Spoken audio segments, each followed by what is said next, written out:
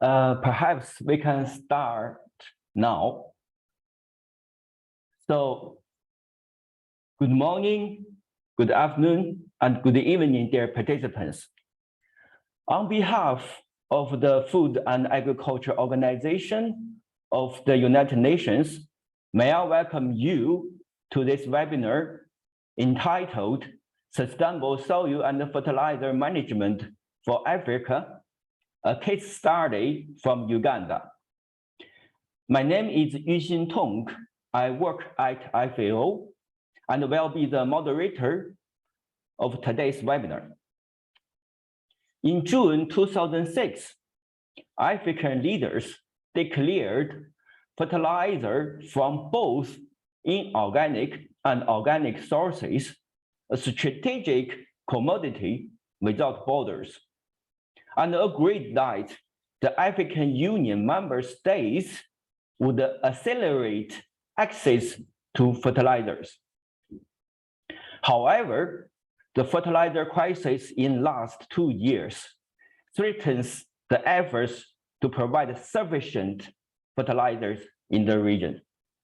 Therefore, we need to widen the issue of soil fertility beyond fertilizer use through the adoption of sustainable soil management.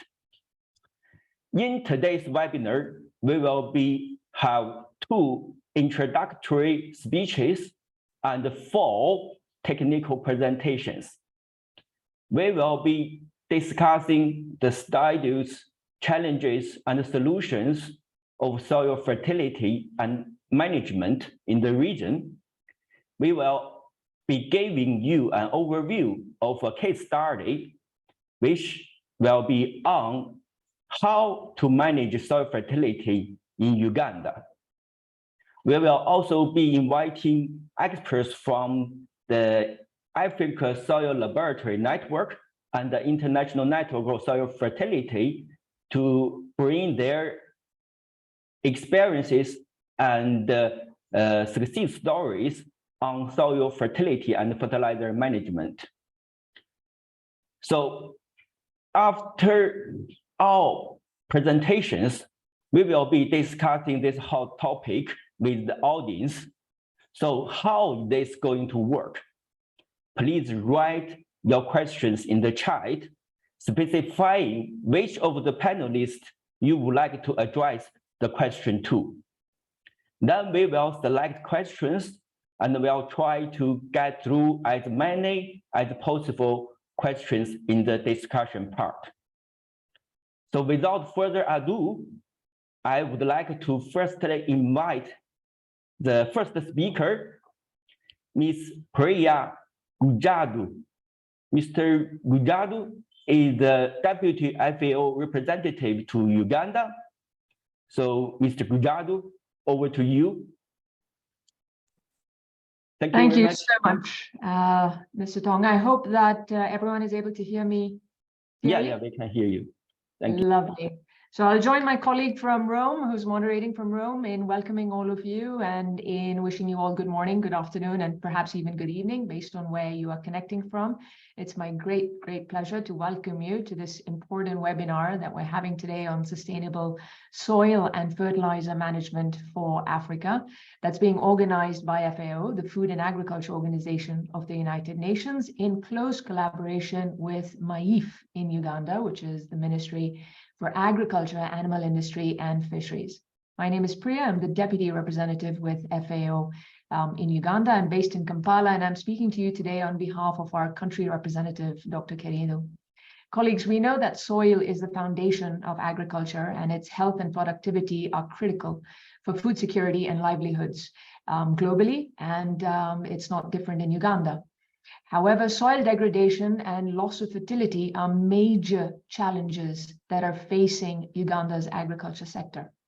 Unsustainable land use practices, including deforestation, overgrazing, and inefficient use of agrochemicals, have all contributed to the decline in soil health and productivity. FAO has been working very closely with the government of Uganda and other partners to promote sustainable soil management practices, to restore soil health, to increase productivity, to enhance resilience to climate change. In the last 2 years, FAO has been training farmers and extension staff in soil conservation, in agroforestry, in conservation agriculture, and in other sustainable practices that can help improve soil health. FAO has also helped train professionals on the latest techniques and technologies for soil testing and analysis, for soil mapping, and also in the efficient and correct use of fertilizers.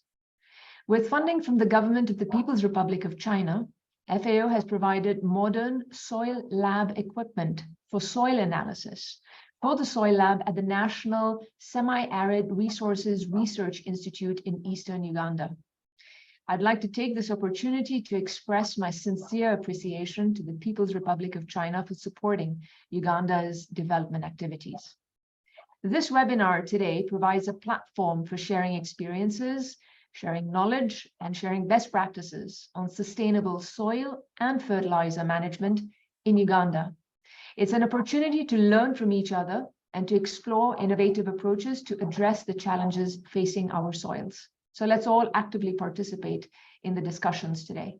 I'd like to express my gratitude to the Ministry of Agriculture, Animal Industry and Fisheries for the partnership with FAO to undertake such important projects that promote soil health in the country. I'm confident that together and through a multi-stakeholder approach, we can really achieve sustainable soil and fertilizer management in Uganda and contribute to building a more resilient future for the agriculture sector. Thank you very much. Thank you very much, Ms. Gujada. So for your inspiring speech, and we learned a lot about works and efforts from Uganda office about this hot topic, sustainable soil management and fertilizer management. It's fundamental because we know the soil fertility are fundamental, very important for food production globally, and also very important for Africa as well as Uganda. So thank you very much again. So now, without further ado, I would like to invite the second speaker, Mr. Yahui Zhang, Senior Coordinator of South-South and Triangle Cooperation Division of FAO. So Mr. Zhang, the floor is yours. Thank you. Thank you, Chair. Distinguished guests, participants, ladies and gentlemen, good morning, good afternoon, and good evening. On behalf of the South-South and Triangle Cooperation Division of FAO, I would like to congratulate you on the successful implementation of the capacity building on sustainable soil management project in Uganda. This is the first project in FAO to be implemented under the South-South Cooperation Assistance Fund managed by China International Development Cooperation Agency, CIDCA. We are pleased to inform you that the project was selected as one of the best practices in sustainable soil management for showcasing by the resource partner. Despite the COVID-19 pandemics and travel restrictions, the project has successfully introduced practical Chinese technologies, and it has promoted sustainable soil and fertilizer management in Uganda. Thanks to the project, a robust database containing 500 soil samples and 100 fertilizers has been created, and 12 laboratory equipment have been delivered to Uganda to enhance the capacity in soil analysis in the country. Furthermore, 3 online courses on sustainable soil management have been developed, and various trainings have been offered to numerous stakeholders in the country. The strong commitment by Uganda and the Chinese partners and effective cooperation and collaboration with FAO has greatly contributed to the achievement of the key results under the framework of the project. Ladies and gentlemen, South-South and Triangle cooperation is becoming increasingly important for driving global agricultural development and transformation.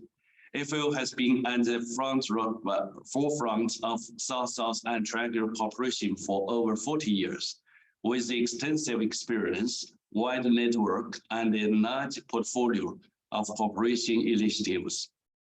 The project in Uganda is one of the examples of FAO's expanding project portfolio from the strategic engagement with China and other countries from the North and the Global South.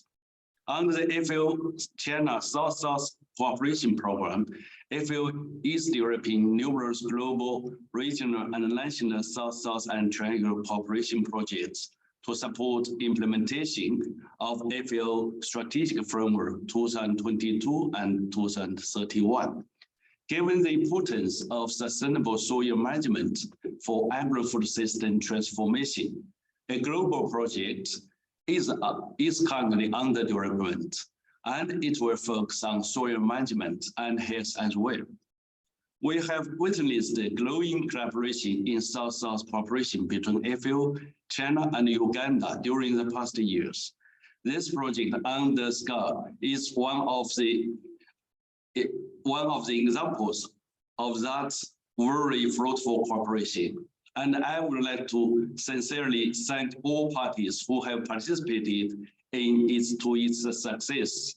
Here, I would especially express my appreciations to all the colleagues from the Ministry of Agriculture, Animal Husbandry, and Agriculture, Animal Husbandry, and Fisheries of Uganda, the Africa Soil Laboratory Network, FAO Uganda, our colleagues just who made speech, Ms. Graham, and his colleagues, and also the FAO Soil and Water divisions here in headquarters for the joint efforts in making this project a success. FAO is currently seeking to further strengthen its collaboration with China International Development Cooperation Agency through a MAU to jointly implement other projects and initiatives on the South-South and Cooperation Assistance Fund, and will eventually benefit Uganda and other developing countries. We look forward to continuing working with you hand in hand to address it and overcome all the challenges related not only to ending poverty and hunger, but also ensuring food security. Thank you. Over to you, Chair. Thank you very much, Mr. Zhang. So now we have a much clearer idea about the contribution made by South-South cooperation, especially on the topic of soil and fertilizer management targeting Africa region. So I would also like to take this opportunity to thank to the South-South cooperation to supporting us to make more efforts, to make more contributions on this region, because as we know, the soil fertility in this region is declining and can really need more efforts, more studies in this region for food security. So thank you very much again, Mr. Zhang. Without further ado, now I would like to invite the first technical presentation from Ms. Vanessa Santalo from the International Network for Soil Fertility and Global Soil Partnership of FAO. So over to you, Vanessa. Thank you. Thank you very much, Chair. Let me share my screen.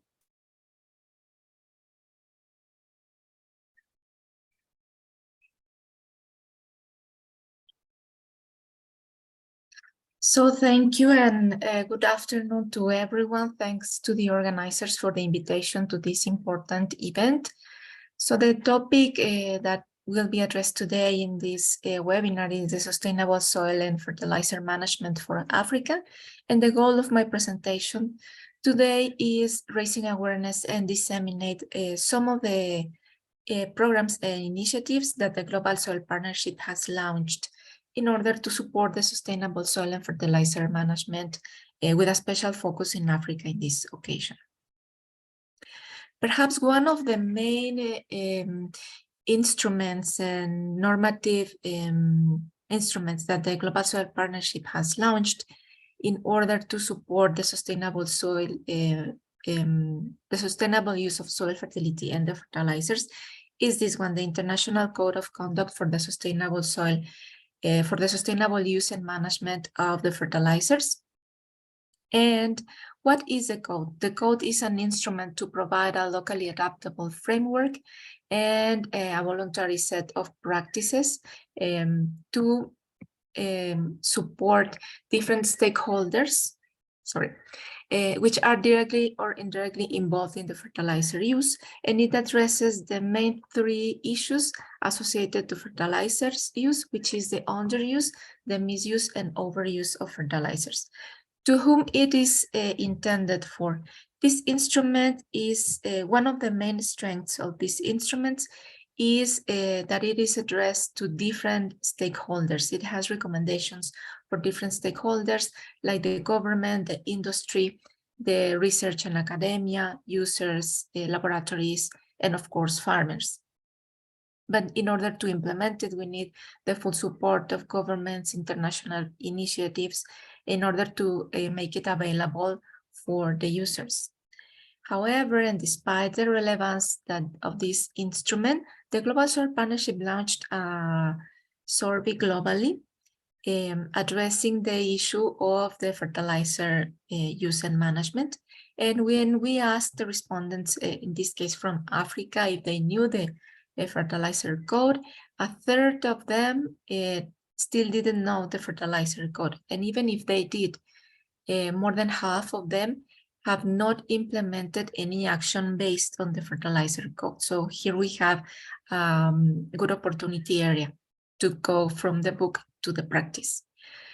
So as you probably know, the Global Soil Partnership organizes every year one symposium addressing one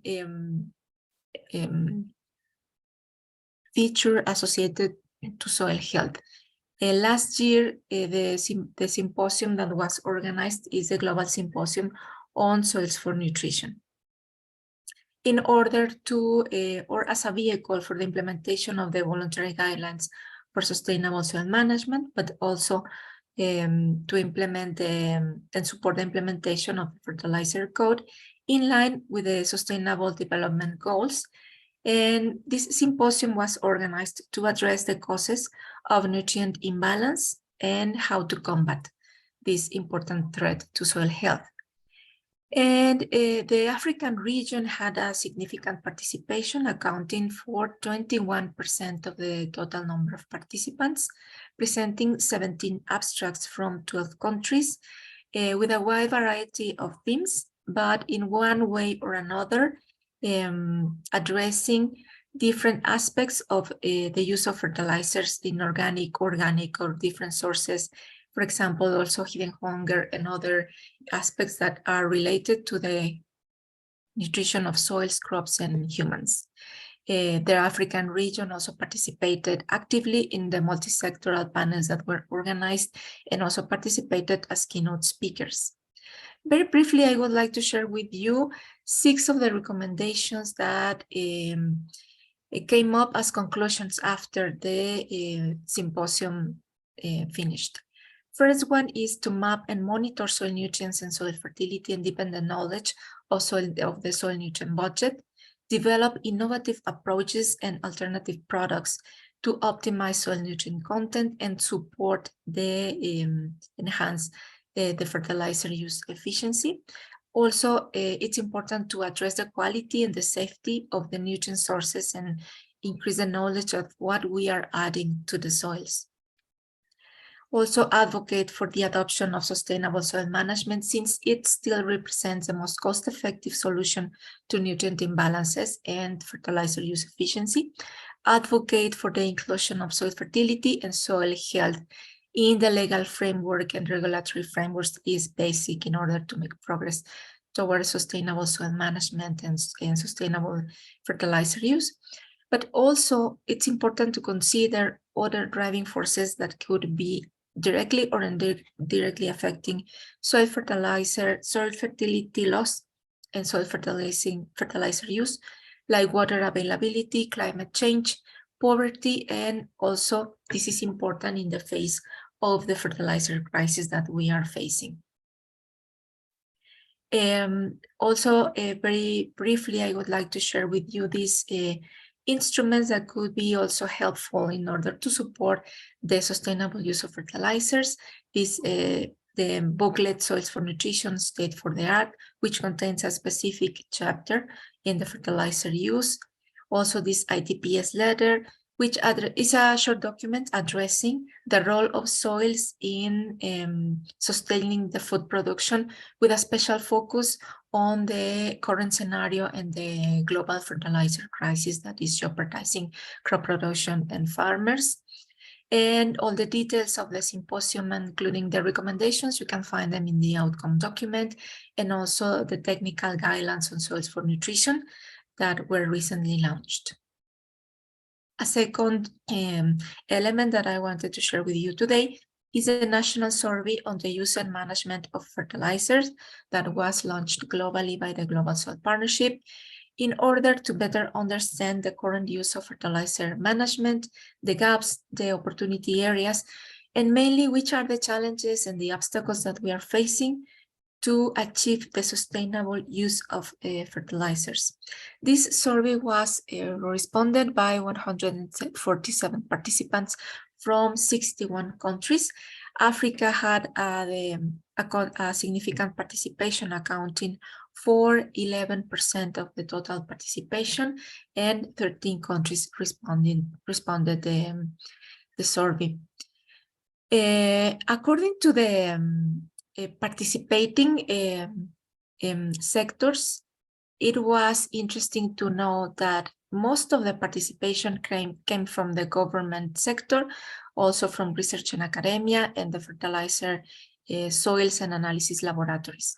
And a lot of attention from the Global Soil Partnership Secretary needs to be addressed to these sectors, because in order to achieve the sustainable soil management, it is necessary to include a wide variety of sectors, included, of course, the fertilizer industry, the private sector, but also the fertilizer retailers, and of course, farmers and civil society and other users. It was interesting to know that most of the respondents from the African region associated the fertilizers and nutrient sources to the traditional organic and inorganic sources, and less participants associated the perception of fertilizers and nutrient sources to alternative sources like the controlled release fertilizers, biofertilizers, nanofertilizers, and recycled materials. So we have an important opportunity area in this aspect. With respect to the factors leading to the underuse of fertilizers, the main factors identified by the respondents from the African region was the unaffordable cost of fertilizers, but also the lack of knowledge on the crop needs and how to synchronize this with the application of fertilizers. With respect to the factors leading to the overuse of fertilizers, the respondent identified two main aspects, which are the lack of knowledge on good practices for fertilization and the lack of knowledge for the appropriate fertilization application rate according to the 4R framework. When we asked if the country monitored the activities related to soil fertility, fortunately, more than half of the participants responded yes.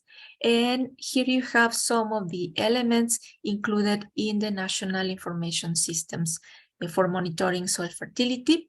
And it was interesting to know that soil fertility maps and soil profiles and point data are two elements that are very frequently included in the national information systems for the monitoring of soil fertility, which seems to be a strength in the region. With respect to extension, we have here an opportunity area, but not just for Africa. This seems to be a common gap in many regions. So 44% of the participants responded that they didn't know if no extension system was operating in their countries. And it's interesting that the participants identified the main barriers to achieve the sustainable use of fertilizer, the lack of financial resources, but also the limited capacity of soil laboratories for analyzing soils and fertilizers. So one of the last things that I wanted to share with you is the International Network on Fertilizer Analysis, which is was launched by the Global Soil Partnership in order to address mainly the quality and the safety of what we are adding to our soils. And the three main objectives of the INFA are the harmonization of methodologies for fertilizer analysis, the standardization of fertilizer analysis methods, and the harmonization of fertilizer classifications and definitions. Then also it addresses capacity building issues and strengthening the capacities of the laboratories to perform the methods that will be harmonized, and providing guidance on soil, on good practices for fertilizer analysis, and also governance, policy, and regulation, primarily collecting information on these aspects on the different countries that are participating in the network.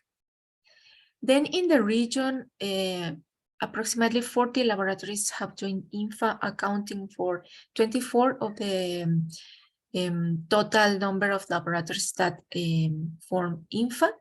INFA is operating and has representation in 23 countries in Africa that you can see here in the slide. And I guess after this presentation, I have identified three gaps or opportunity areas in the continent, we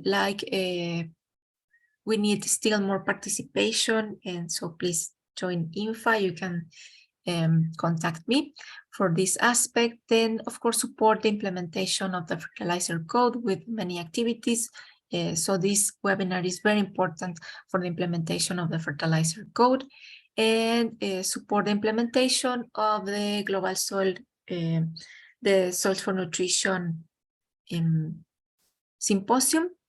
And I guess this is my last slide. Yeah. Thank you for your attention. Thank you, Yuxin, for the invitation. Thank you very much, Vanessa, and bring your insights about the soil fertility and fertilizer management and this hot topic, especially in addition about some fertilizer analysis activities, which is organizing by the Global Soil Partnership. It is very important topic. We need a good quality fertilizer to ensure enough and sufficient and safe nutrient to be inputted in the soils. So thank you very much again, Vanessa. So I would also like to take this opportunity to invite our partners in Uganda as well as Africa region to join our activities on the topic of soil fertility and fertilizer management. So without further ado, now I would like to invite the second technical presentation from Ms. Lisego Mukisi Selepe, who is the chair of the African Soil Laboratory Network. So Ms. Selepe, the floor is yours. Thank you. Thank you very much, Tom. Let me try to share my screen.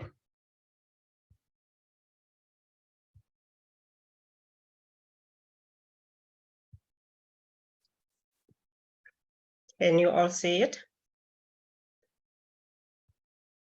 And then, yeah, we can see it. Thank you. Let's go there. Okay. Good day, everybody. My name is Lesego Mokete Slebe. I'm the chairperson of AfriLab, and today, to make a contribution to the topic of discussion, I'm going to present to you about the soil testing related to soil fertility in Africa, supporting GLOSOLAN. as our mother network. AfriLab is the African Soil Testing Laboratory Network, and it was established in 2019 by GLOSOLAN. And currently, the network, the AfriLab network, stands at 172 laboratories from 40 countries. I tried to capture a bit the list of the countries there. We cannot go through all of them, it's a lot, but there's a map also there attached to try and show the coverage of the network so far. And the mission of GLOSOLAN for having these networks is to improve the analytical capacity of soil testing laboratories by introducing through a participatory bottom-up approach, starting by training the laboratory technicians themselves so that we empower them to give good quality results. Who are our customers in the process of testing?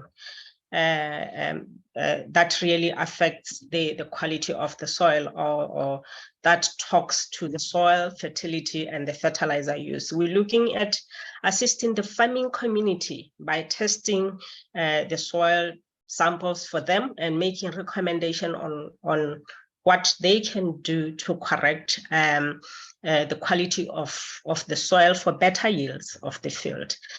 We support governments for policy-making purposes, so that as they draw plans on road construction or any other engineering-related constructions, and even policies on the farming purposes, they really have the idea of what soils they have and the quality of the soils they have. We also support mappers. Most of the countries, they have soil descriptions, and these descriptions are derived from the results that we provide as soil testing labs. So we try to cover tests that are fertilizer recommendation related and other tests that cover the physical and the biological test. And I tried to just throw on the picture some of the tests that the labs in Africa are carrying out: the carbon, the pH, the phosphorus, nitrogen, and potassium, NPK related tests.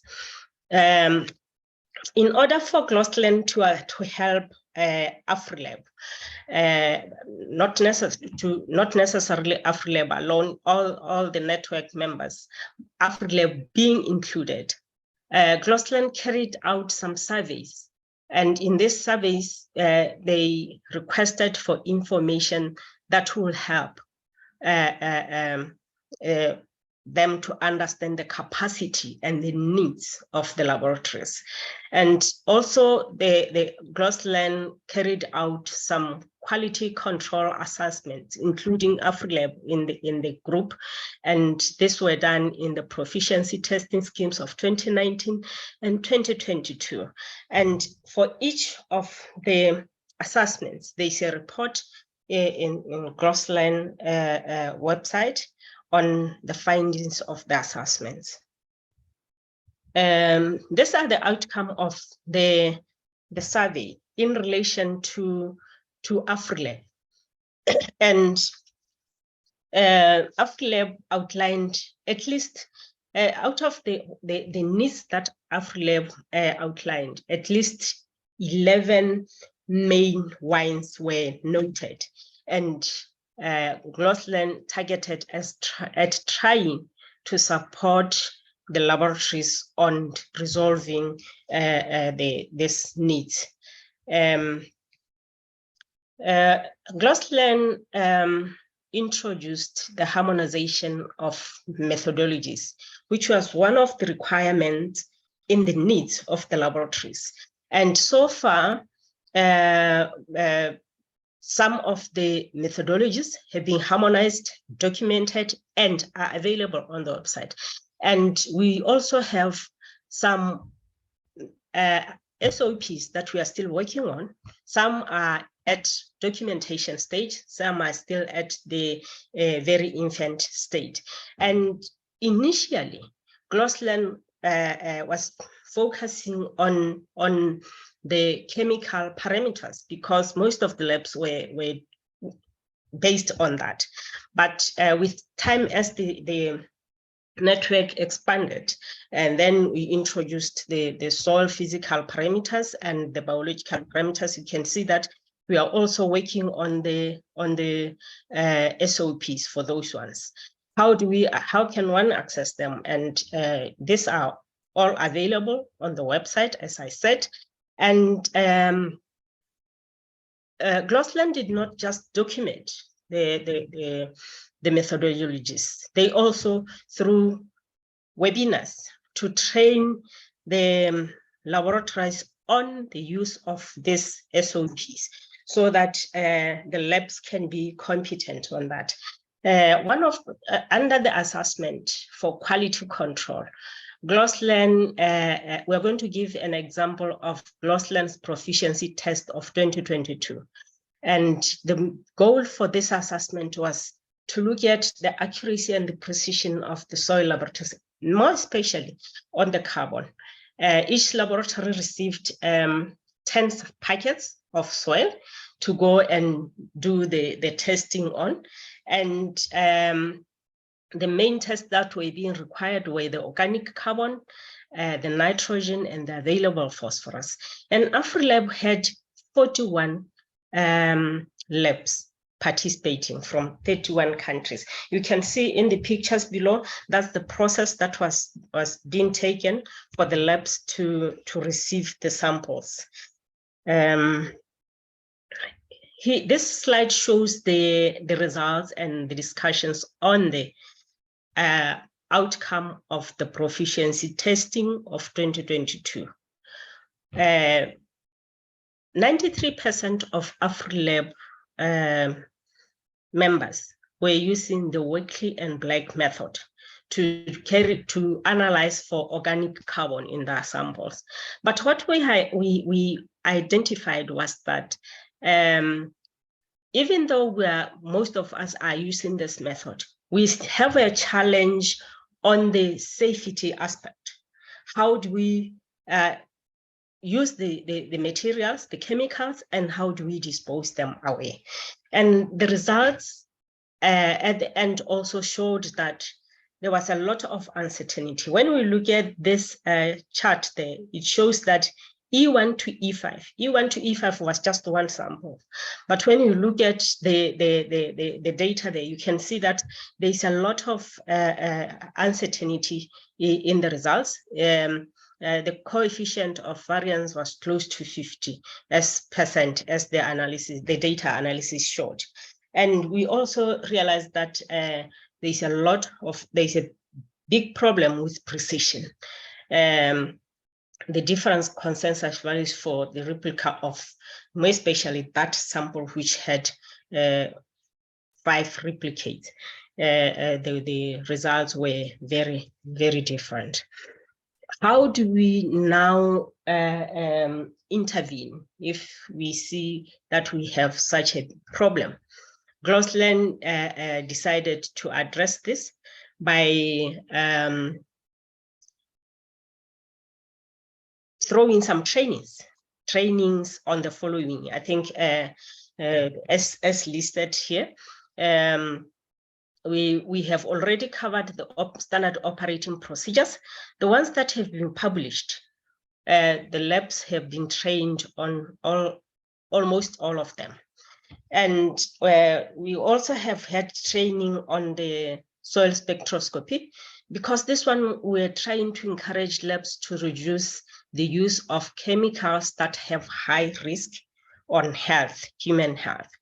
There was also a training on equipment use and maintenance, because a lot of labs complained that after the installation by the supplier, then there is no after supply service, and therefore they have a challenge of maintaining the equipment.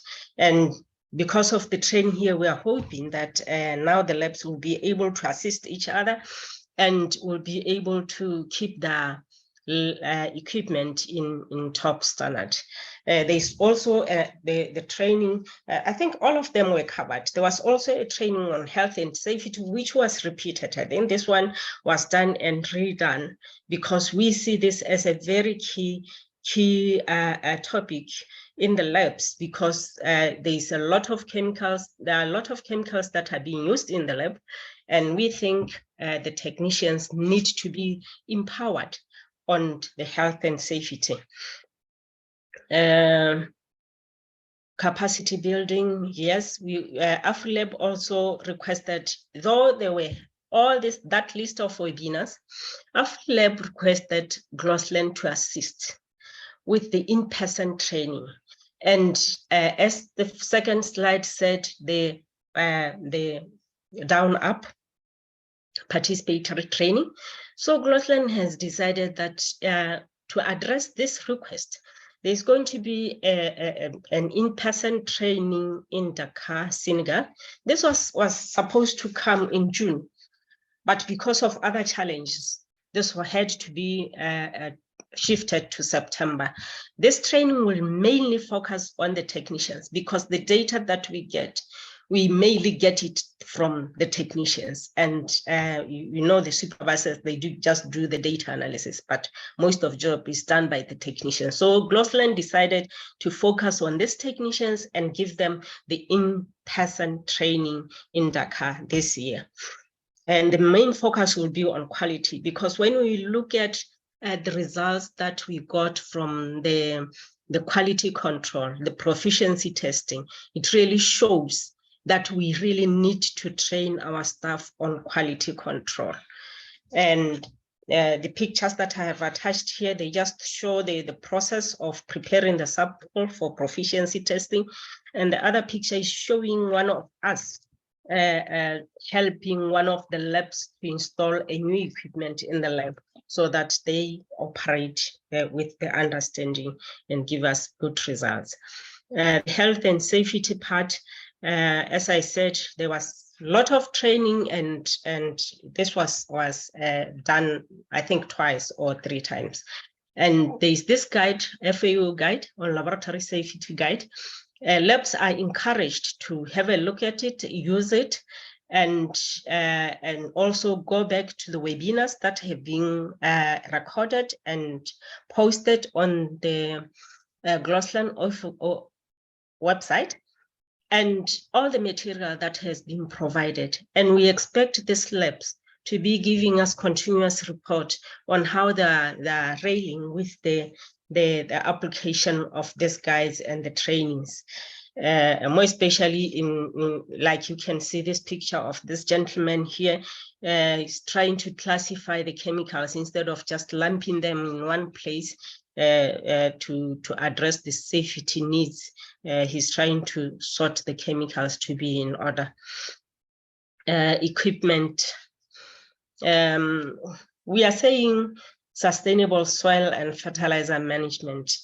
And in order for the labs to give us good results, they really have to have the equipment that is necessary to carry out the testing and give good results.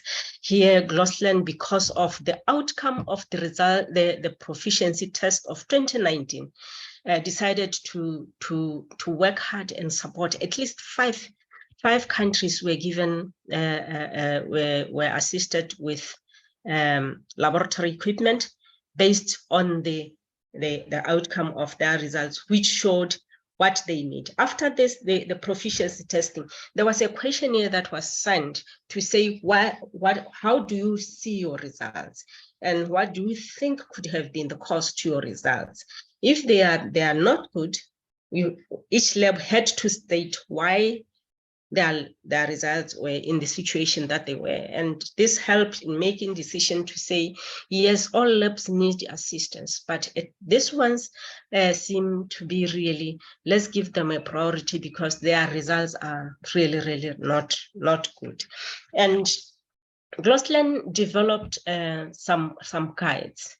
One of them says how to set a new lab. The reason why we have this guide was to say one wants to have a lab. They don't just have a lab. They have to know why they want to have a lab. What are they going to do in the lab? And what would really be the priorities for that lab. And then we also have that guide on good practice on purchasing or operating laboratory equipment. This one really takes one through the whole process, and that's where we even end up showing the process of battering, because we have, the reason why we introduced the battering part was that we have labs that are not good, giving good results, but have equipment. And because they have this equipment and has been there for some time, they don't even know how to use it, or they don't even need it for that test at that moment. And there's another lab that needs that equipment. They can exchange equipment, take what will be key to them and give what will be key to the other lab. And these guides are very good. We really had to take step by step to specify. And there's also the training on the spectroscopy there. And this was really emphasizing on the need to really work towards using more spectroscopy. Here are the examples of the equipment that GLOSOLAN assisted AfriLab with. Botswana got a UVVs. You can see myself there opening the equipment. The lady there with the nice lab coat that was also provided with the equipment. I see Belinda there smiling because of the water purifier there, the water system, a very big equipment. And Kenya also got a flame photometer, and we really do appreciate. And the lower picture there is just showing the participation in today's case study. And we do really, as AfriLab, appreciate all the support that we are getting. And we hope that if we can really work hard with this support that we are getting from GLOSOLAN, then we can assist in projects like this one to provide good quality results. I think with that, I would like to thank you for giving me the opportunity to present, and thank everybody who had the opportunity to listen. And we do really appreciate any question or any support that you can give to us, because we are still growing as the network, and we want to really have a good soil managing Africa. Thank you very much. Thank you very much, Ms. Silipi. So, yes, from your presentation, we learned a lot about the Global Soil Partnership and the Africa Soil Library Partnership Network. You did a lot of work to funding to provide equipment to African countries, and also organize capacity building trainings. So there are a lot of work now in Africa region, and from this project we also delivered equipment to Uganda laboratories. And as you mentioned, we should not only provide equipment, we should provide technology, provide trainings to those technicians, and also to support the country to maintain those equipments. They should be used, not only living in the laboratories. So thank you very much. And indeed, accurate soil data are fundamental for decision-making on system soil fertility, fertilizer management. It is important. Thank you very much again. Thank you. It is time now for a 10 minutes break according to the agenda. And if you like, during the break, you can watch a video on the International Code of Conduct for the Sustainable Use and Management of Fertilizer, which is Fertilizer Code. So you can watch a video during the break, and you can also have a coffee or tea. So 10 minutes later, we will also have excellent presentations from from Uganda, colleagues to showcase the success implementation of the South-South Cooperation Project. Thank you very much and see you soon. Isa, please.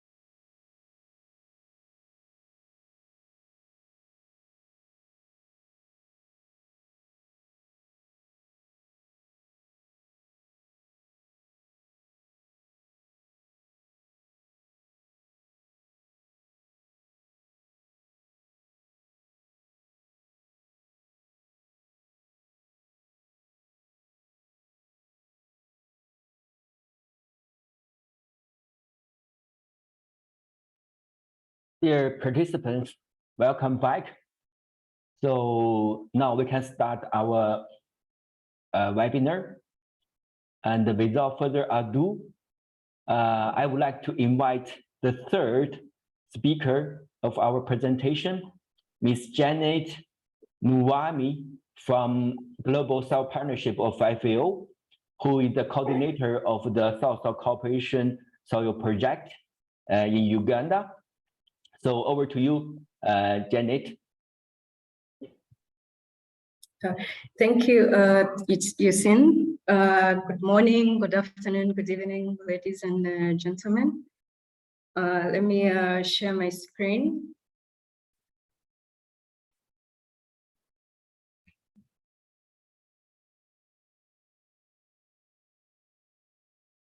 All right.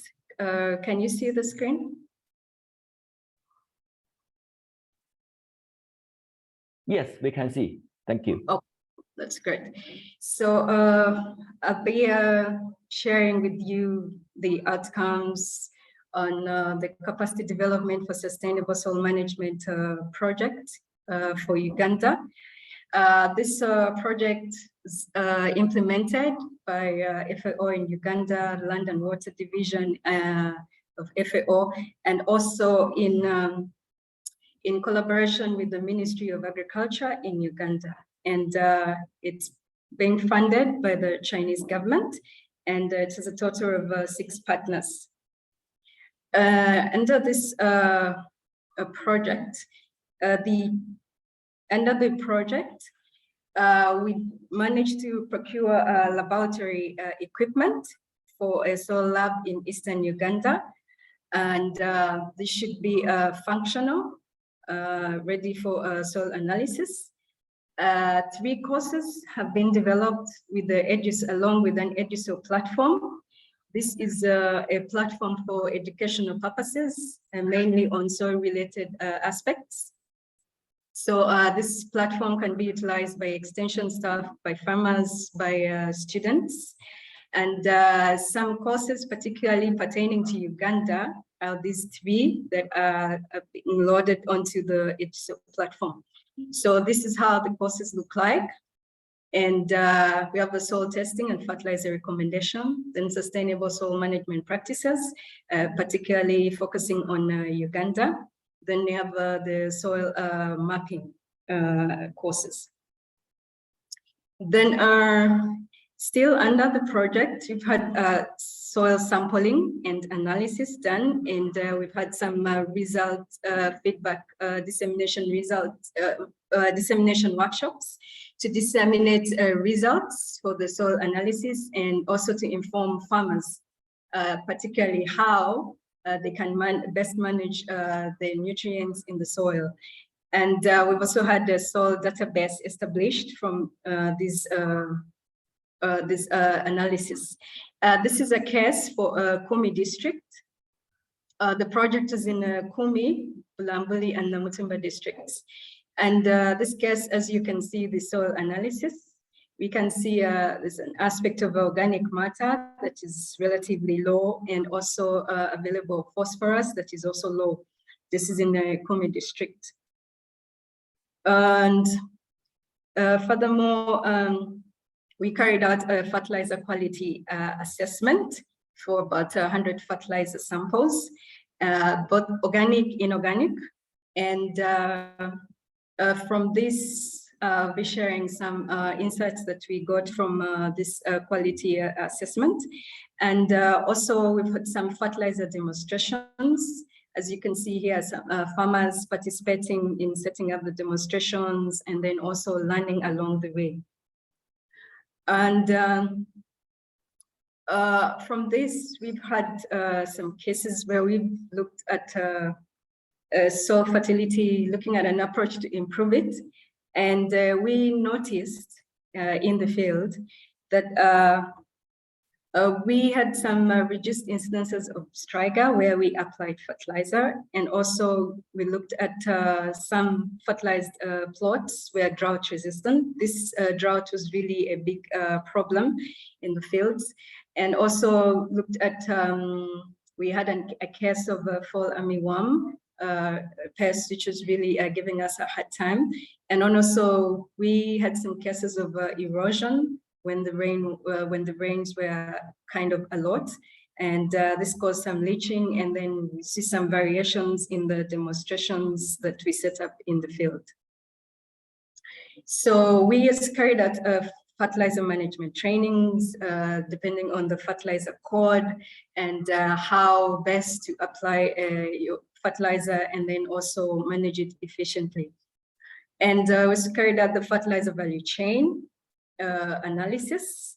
And from this, we noticed that most of our farmers are applying nutrients or fertilizer in the soil without knowing the status of the soil. And also another aspect that we noticed is our entrepreneurs or agro-input dealers that are responsible for providing, supplying the fertilizers to the farmers cannot offer the advisory services, as in which fertilizer to apply, when to apply it, how to apply, because they also lack the skills in this aspect. Then we also noticed that we have a low use of fertilizer in Uganda. It's really, really very low, most about like 2.3 hectares or so. So it is, it's really a kilogram per hectare. It's really very, very low. And this also generally stems part of it from the fertilizer chain. We have some limited retailers for the fertilizer chain, and we also have financial constraints. And sometimes there's a non-availability of fertilizers in the country, so that causes some issues. So these are some of the trainings that we had: the soil mapping training, farmer learning demonstration trainings. Some of these you can find on Twitter under events or on the FAO website. So from this, we looked at some recommendations for the future of sustainable soil management for Uganda. And one of them is the awareness of sustainable soil management. We really need to set up some events. We really need to set up demonstrations to really show that soil is an issue and how do we manage it? How do we protect it?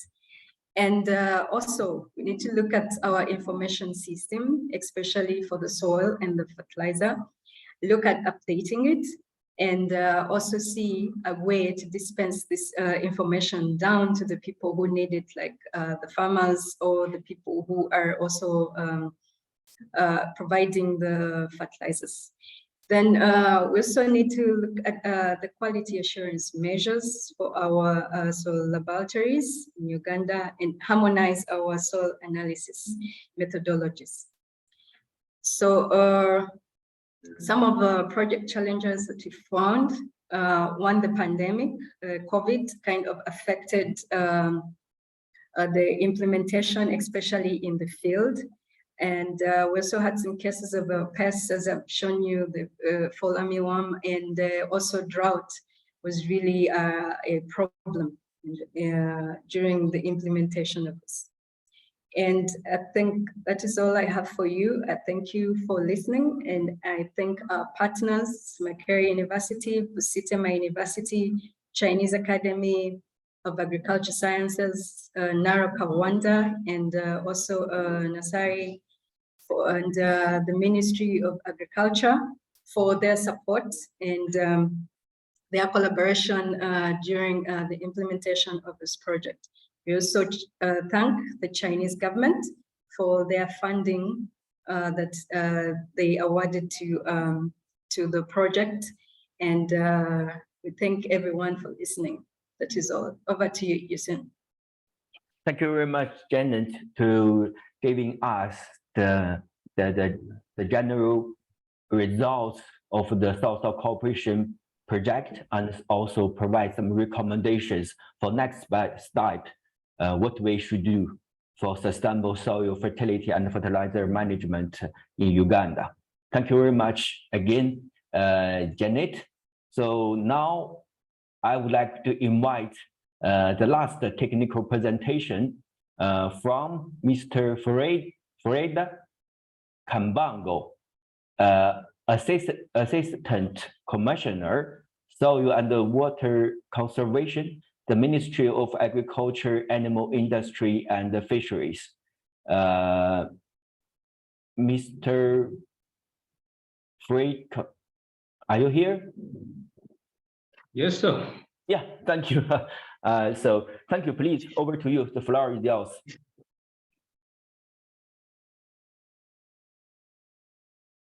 Thank you very much, Mr. Tang, the moderator, for this webinar.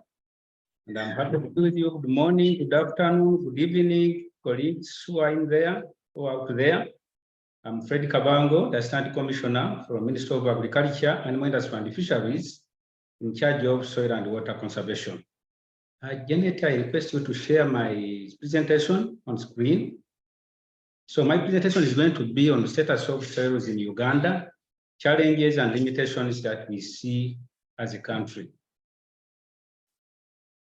So I request to share my screen, my presentation, Janet.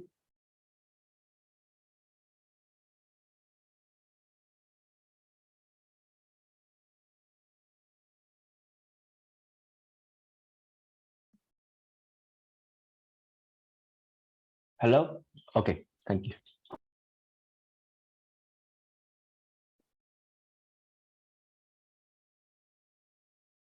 Okay, can you see the screen? Not yet, not yet.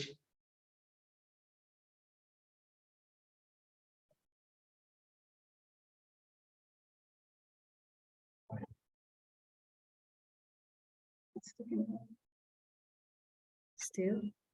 Hello, yes, you can go to the next slide. Okay.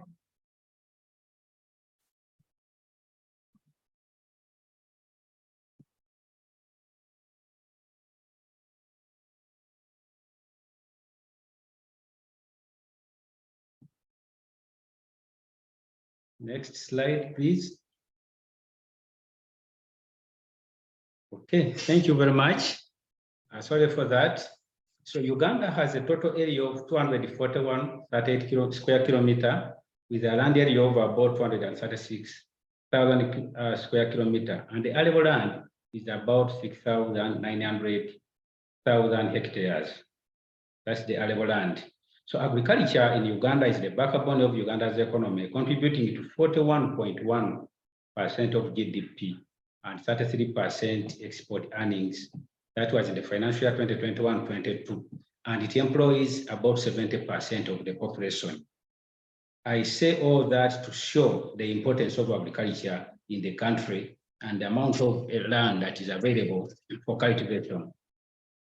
Agriculture generally in our country is based on exploiting natural resources, soil inclusive. Soils are the basis of all life support systems and performs ecosystem services and are vital sources of food, fiber, and raw materials. I can say, or this to say, that Uganda is endowed with a wide variety of soil types, which have different characteristics and capabilities. Next slide. So, an estimated 41% of Uganda's land is experiencing degradation, though Uganda has been known the pearl of Africa because of its beauty and fertile soils. But important to mention that 41% of our land is experiencing degradation presently. Suffice to say that our soils are of low inherent fertility, seeing nitrogen and phosphorus as limiting in our soils. And I must say that Ugandan soils are part of the tropical soils, which are actually old and have undergone a lot of weathering. So there is low inherent fertility and there is severe erosion, which is estimated to be 5 tons per hectare per year on average, and about 30 tons per hectare per year in the highlands. So we can see that kind of soil loss which happens every year. Soil erosion hotspots are the highlands, which are mostly productive in the country, and then the cattle corridor with 75% of livestock population. So the rate of degradation and soil erosion costs about 17% of the country's GDP. So nutrient mining through soil erosion, crop harvest, and non-use of external sources of nutrients is on the rise. Nutrient loss, particularly the NPK, is estimated at 87 kilograms per hectare per year. So we can imagine, and then the negative nutrient balances of negative 21, negative 8, and negative 43 of NP and K have been documented across all agroecological zones in the country. So the soils have become acidic in most parts of the country. Actually, if you do sampling, I'm using a country lens. If you do sampling in different areas of the country, you will find that most of the areas are getting acidic. And therefore, and soils have also lost organic matter and major nutrients. We have just seen a presentation from Dr. Janet showing the results they got in those two districts where they made some research. Organic matter was actually low, and it is not a surprise that tropical soils will always lose organic matter due to high temperatures, which we experience also. Soil fertility is low to medium and is on the decline. Annual fertilizer use, as she said, is low in the range of 0.23 to 1.5 kilograms per hectare per farmer, far below the average 8 kilograms in the sub-Saharan Africa. The connotation of Ugandan soils are still fertile, which is not actually the case, as we have seen. Only about 5%, 24% of agricultural households in Uganda use fertilizers, just 25 to 24%. And those 5 to 24% use of fertilizers is mostly in plantation crops, notably tea, and then probably oil palm crops. But at individual level, it is actually very low. Invasion of fragile ecosystems on the increase, particularly in wetlands, forests, and highlands for settlements and agriculture activities. Nutrient mining has worsened the low inherent soil fertility and is on the decline, as I've already presented. So those are all the challenges which we can see in our soils when we look at the country at large. What has been the limitations? The existing policies and the legislation supporting management are inadequate. Right now, we are trying to come up with a Uganda National Soils Policy, which we feel will bring together all those aspects that could be fragmented here and there, so that we can look at soil as a holistic, in a holistic way. But as of now, the supporting or the frameworks are inadequate. We have insufficient capacity and lack of coordination and networking among existing institutions. Each of us is working on soils, but we need to come together and be able to coordinate and also network with international organizations. And lack of awareness among land users of appropriate management techniques is still there. And stakeholders abandoning recommended soil management practices. For example, you find in some areas where terraces are being established and now being destroyed, because those are now some of the portions where you find some fertility existing. So farmers are busy destroying them. And then we have demographic challenges, a lot of population increase. Next. So another limitation is a limited capacity in terms of knowledge and skills, which Janet has already also highlighted among practitioners and technicians on sustainable soil management. We still have that gap, and definitely we have been assisted through FAO and the Chinese people, but we still have a long way to go. We still need that. It's a limitation which we still have. We have a problem of laboratory services. This one I would say we still thank FAO and the People's Republic of China for the assistance they have given us to equip nursery, but we still have a problem that it is now one among the many that we would like to have as a country. Those which are existing have obsolete equipment, they are ill-equipped, and they are limited in numbers. For example, currently we have about 3 there at narrow stations and some few universities which may be having. And then when you look at the rest of the country, we still need to go out there, and therefore much more effort and application is still required. Then another limitation is sufficient land and soil information, which hinders proper use and planning and development, which has also been talked about. Right now, we are trying also to work on the Uganda soil map, which we haven't completed really, still have funding gaps here and there. And that one will help us to do zoning so that we could be able to put crops according to their capabilities and where they can do well. But we haven't completed that work because of financial constraints. Then we have limited stakeholder knowledge on use of organic and inorganic fertilizers along with the 4 R's, nutrient stewardship, that is the right source, right amount, right time, right application method. So that still goes to the knowledge gap that we still have. So ladies and gentlemen, allow me to stop there, but I would like to thank all the participants, those who are listening in, the organizers of this webinar, and the Chinese people who have supported us in one way or another to establish and strengthen our work relations, and also the global partnerships. Thank you very much. Thank you very much, Mr. Fried Kambango. Thank you very much for your presentation. And from your presentation, we understand the study of soils in Uganda, and we know we have much more clear picture of the study of Uganda, as well as the interventions, challenges, limitations, and the soil management in the country. So we know that our project is the first step from the effort of FAO. We provide some equipment, but we still a lot of efforts are needed. So FAO from FAO side will continue supporting Uganda for the capacity building activities, because we have Africa Soil Laboratory Network and Africa Soil Partnership. They are not follow the project. They will continue to build capacity for all African countries, including Uganda. They will organize trainings. They will support and maintain the equipments in the region. So this is only one step.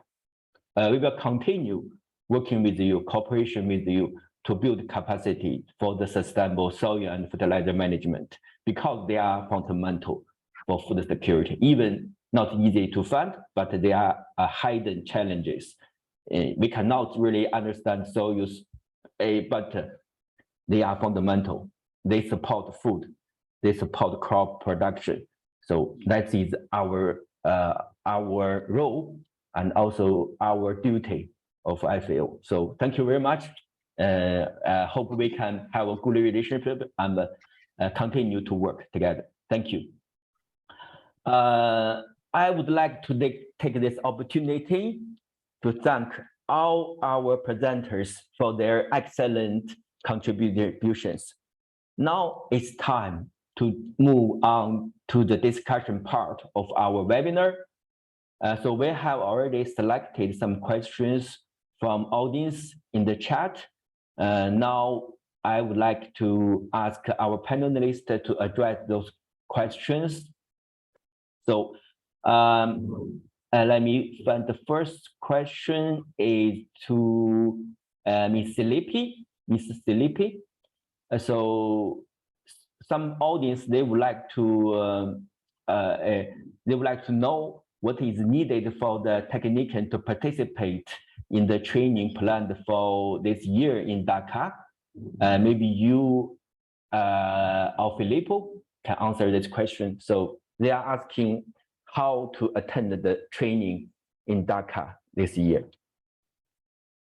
Thank you, Don.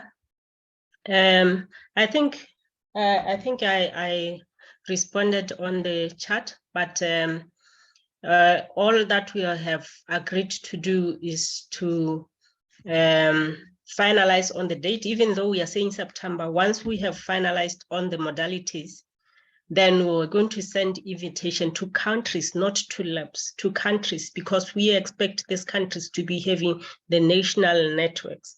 And we expect each country to sit together and nominate a technician that will go for the training and come back and share with other technicians. Thank you. Okay, thank you very much. So I think we have a procedure to select technicians to attend the DACA. So if you have any questions, you can directly send email to our colleagues Filippo and Ms. Silippi for some detailed information. Okay, thank you. Another question is to Janet.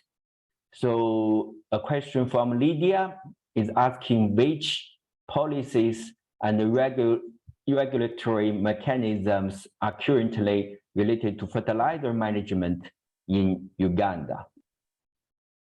Okay, thank you, Yusin, and thank you, Lydia, for your question. I've included in the chat, but we have a national fertilizer policy that was reduced in 2016. This shows you about the regulation and the management of the fertilizer in the country. So maybe also Mr. Kavango would like to add on if any more policies that are there, but this is as far as I know, this is the main policy for the fertilizer management. Thank you. Okay, thank you very much, Janet. There is another question to Mr. Kambango. Do you have a timeline when we can expect the national soil policy will be ready? It's about the soil policy in Uganda, I think. Okay, thank you very much. Before I go to that, I will just add to what Janet has just talked about. The fertilizer policy for 2016 was for 5 years. We are trying to review it also. It is going, we are working it together with the national soil policy. So it is in place and it is just undergoing review. So consultation will be made to all stakeholders to see what we need to change, what we need to add in. So that one is undergoing review. It was for 5 years, which expired actually. Now coming to the national soils policy, making a policy takes time. So now at this stage, next week we shall be presenting the concept paper to the senior management of the Ministry of Agriculture so that we can now go for regulatory impact assessment. So there are still some processes we are going through, so I cannot say that we shall have it tomorrow or the following day, but the process started. That's what I can say at this time. There is goodwill to have it in place, and everybody thinks like soil is a motherboard which needs due attention and the prominence it requires or it deserves. So I cannot say in particular when or what we shall do. I mean, when we shall have it, but the process is going on. Thank you. Okay, thank you very much for your answers. So I have some, I'm not sure they are questions, but they are kind of comments. I would like to say here some comments from Kubusing Alois. He mentioned that he has a suggestion that he appreciated the work of GLOSOLAN and also assist Africa Soil Laboratory Network, but he also would suggest, if possible, we should regular check and the maintenance of equipment in most of our Africa Soil Laboratories.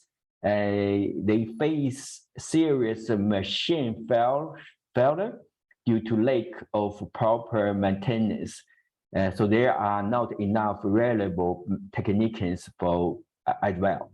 So I think generally he's suggesting we can have implement some activities in Africa Soil Partnership to help laboratories to maintain their laboratory equipments, because somehow they don't have capacity to maintain them, and the laboratory equipments cannot be used. So maybe Ms. Silipi, can you please address these suggestions? Like, do we have some activity addressing the equipment maintenance, or maybe we can plan some activities in this aspect? Thank you very much, Tom. I hope Filippo will help me with this one. But in my presentation, there was under the AfriLab needs. This was one of the issues that AfriLab raised, that we really need to have a trained lab technician for proper maintenance of our equipment. But what I can say is that since we have been doing some training and having formed the AfriLab network, we are hoping that there's going to be sharing of information. I don't know whether Kubu is in the AfriLab WhatsApp, because there's a AfriLab WhatsApp where people share the knowledge that they have about the equipment, and if anybody is experienced with one equipment, they can share with others. But I'm hoping that since we are doing the webinars and the trainings, we'll eventually be able to source people who can be trained, well trained on equipment maintenance, which is not easy. But I'm hoping that as we train the technicians, because expectation is that each technician should at least have the basic maintenance, trained on the basic maintenance of the equipment that they use. Hopefully, GLOSOLAN, as they are assisting, they will come to assist us on training our technicians on maintenance of equipment.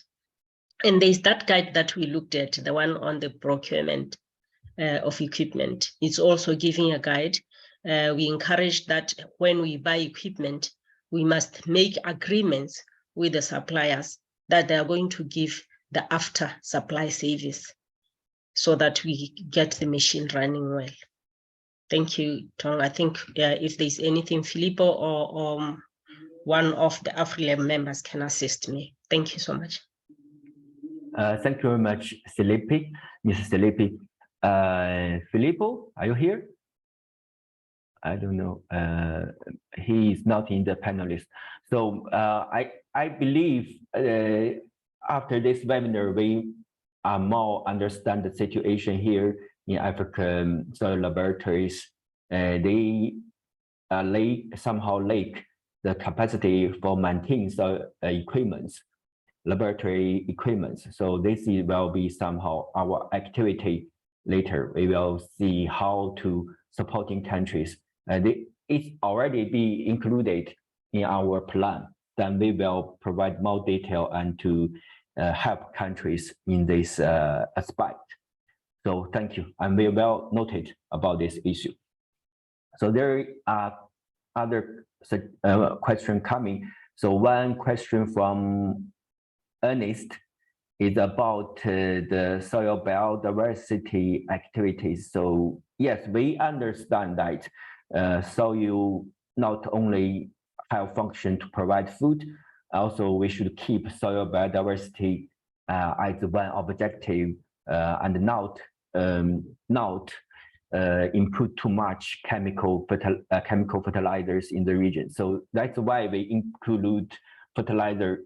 We identified fertilizer, not only chemical fertilizer. It includes organic, chemical, and also the biofertilizers. They are all kinds of fertilizers with nutrients. And for sure, from FAO's objective, we also should ensure the soil biodiversity, to maintain the soil biodiversity when we're using the crop. But specifically to each country, we should provide more precise solutions according to their conditions, according to their situation, soils, economic, society situations.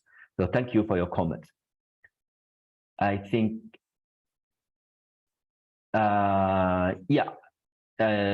if you would like to engage with the Africa Soil Laboratories and also FAO's Global Soil Partnership, please send email. I think Filippo already put his email here, and please send email to us. So I will put my maybe. You can find our information in our website, Global Soil Partnership of FAO. You can find each topic, emails of each topic in our website.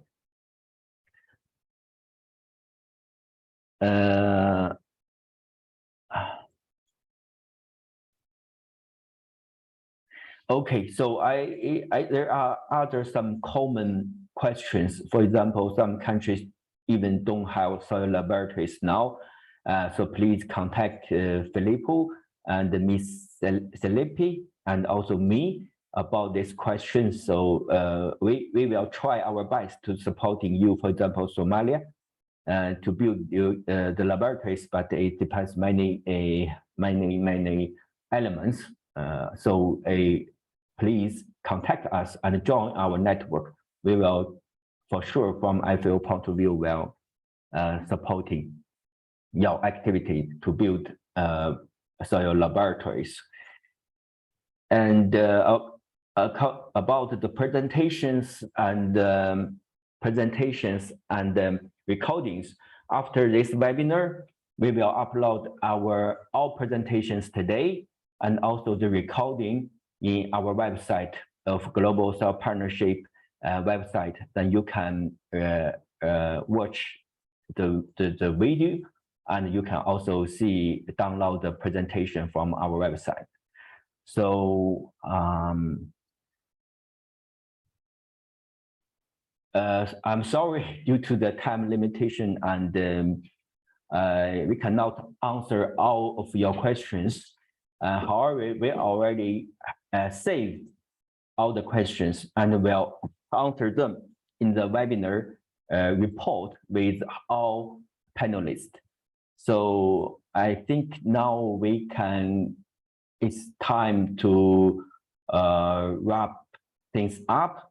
So now I would like to hand over to Mr. Martin New, so for our closer remarks. So Martin, the floor is yours.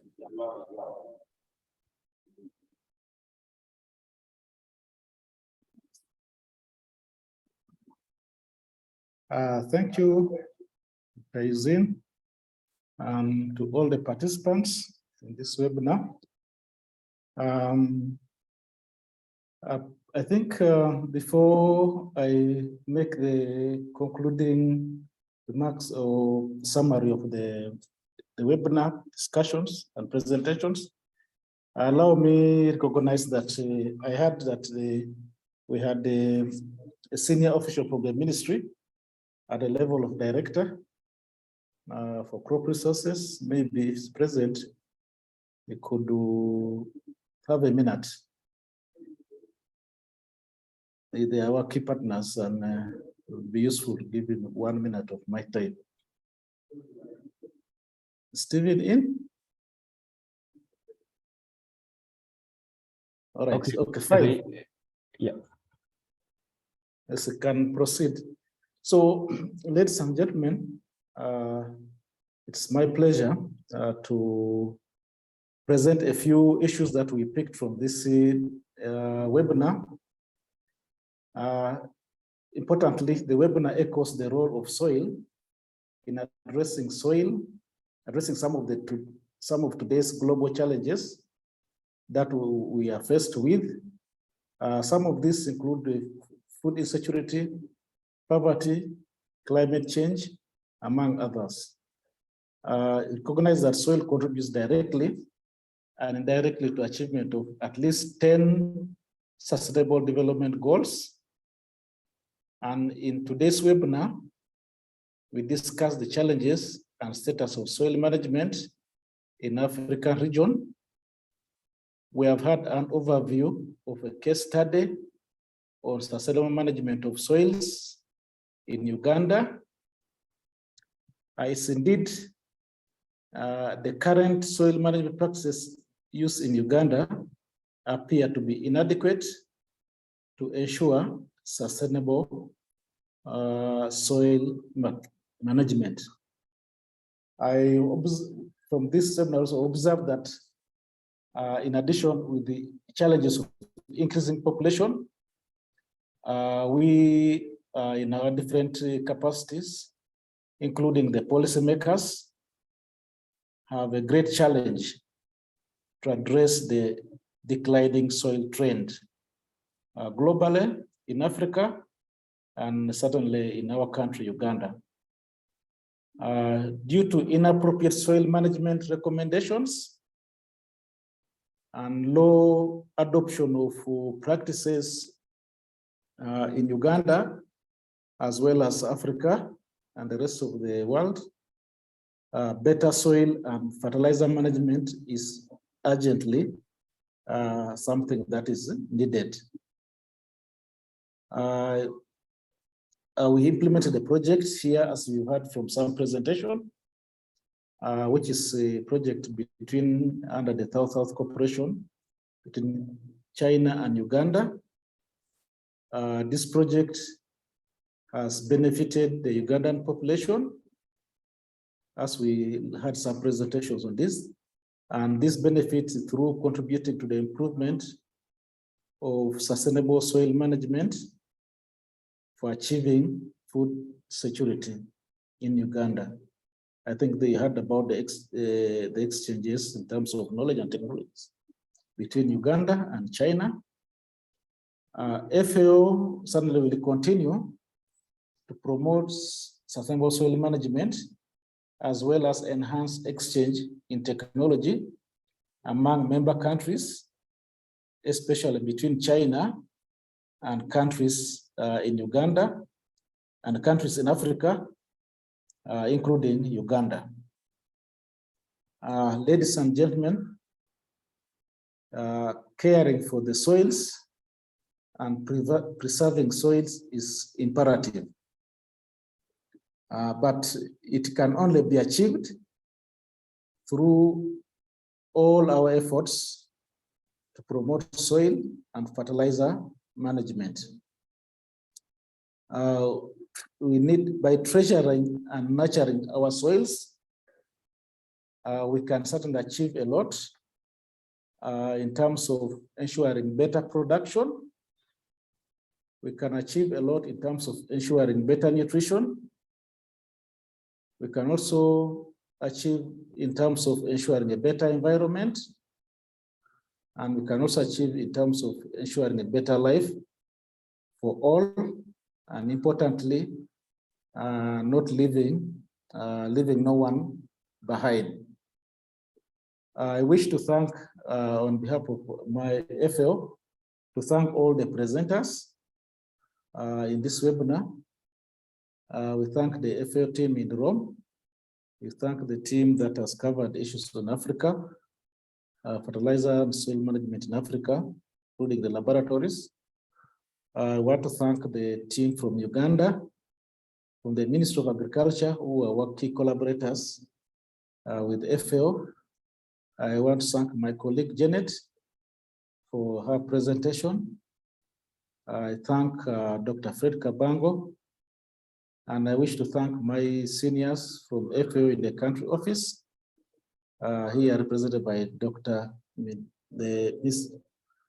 She'll become a doctor, Miss Priya Gujadu, and also the team from headquarters. I think it has been a fruitful engagement.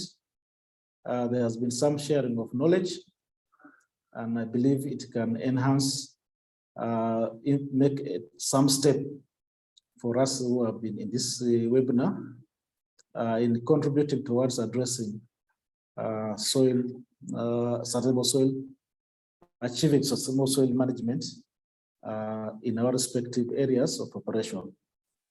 I wish to conclude here, and thank you all. I wish you a great time during this day. Over to you, Eugene. Thank you very much, Martin, for your inspiring speech. So I think it's time to close today's webinar, and we hope you learned about the challenges facing African farmers on soil fertility and fertilizer management from this webinar. And we can also hope you learned the achievement of this soil cooperation soil project in Uganda, and can be a case, can be a first step we can follow for sustainable soil management in Uganda, and be a case example for other countries about soil fertility management in Africa region. And from FAO side, we will be together with you continually working on this topic for sustainable soil as well fertilizer, because they are fundamental. They support food production, and we also need to pay attention about their negative impact. For example, the pollution, and they create soil biodiversity, as some audience comments that. So long way ahead, but I'm sure together we can promote the capacity building in this region and solve the issue in the near future. So thank you again for attending today's webinar. And for sure, we will upload our recording and presentations and address all your comments and questions in our report. Thank you very much again. Have a good day. We close today's webinar. Thank you. Bye-bye. Thank you. Bye-bye, colleagues and the audience participants. Thank you.